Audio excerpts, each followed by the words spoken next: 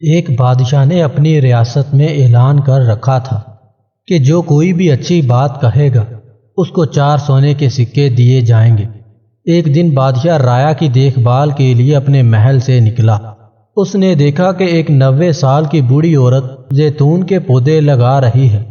بادشاہ اس بوڑھی عورت کے پاس گیا اور بولا، تم 5 یا 10 سال میں مر جاؤ گی اور یہ درخت 20 سال کے بعد پھل دیں گے، تو اتنی محنت اور مشقت کرنے کا کیا فائدہ؟ بوڑھی عورت نے جواب دیا، جو ہم نے پھل کھائے وہ ہم سے بڑوں نے لگائے تھے اور اب ہم لگا رہے ہیں تاکہ ہماری اولاد کھائے۔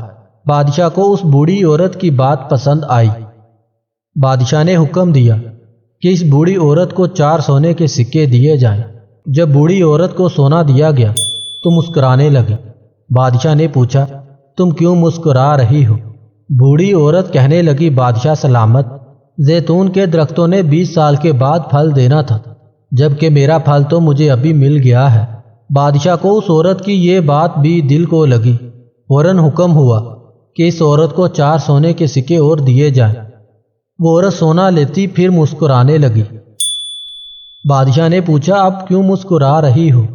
عورت کہنے لگی، بادشاہ سلامت، زیتون کا درخت پورے سال میں 1 بار پھل دیتا ہے، جبکہ میرے درخت نے 2 بار پھل دے دیا ہے۔ بوڑھی عورت کی یہ بات بھی بادشاہ کے دل کو لگی۔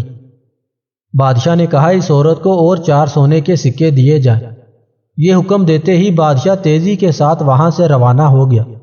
راستے میں وزیر نے پوچھا، حضور آپ جلدی سے کیوں نکل آئے؟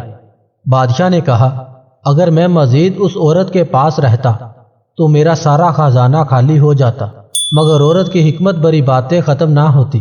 اچھی بات دل کو موہ لیتی ہے، نرم رویہ دشمن کو بھی دوست بنا دیتا ہے، اور حکمت بھرا جملہ بادشاہوں کو بھی قریب لے آتا ہے۔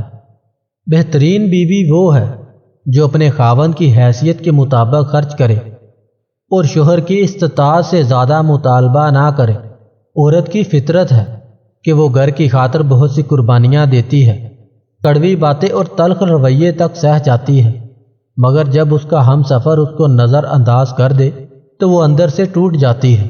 عورت کا حوصلہ اس کا شریک حیات ہی ہوتا ہے۔ عورت کو قابو کرنے کا ایک ہی طریقہ ہے اور وہ ہے اولاد، جس سے عورت مرد کے ساتھ رہنے پر مجبور ہو جاتی ہے اور کبھی اس کو چھوڑ کر جانا نہیں چاہتی۔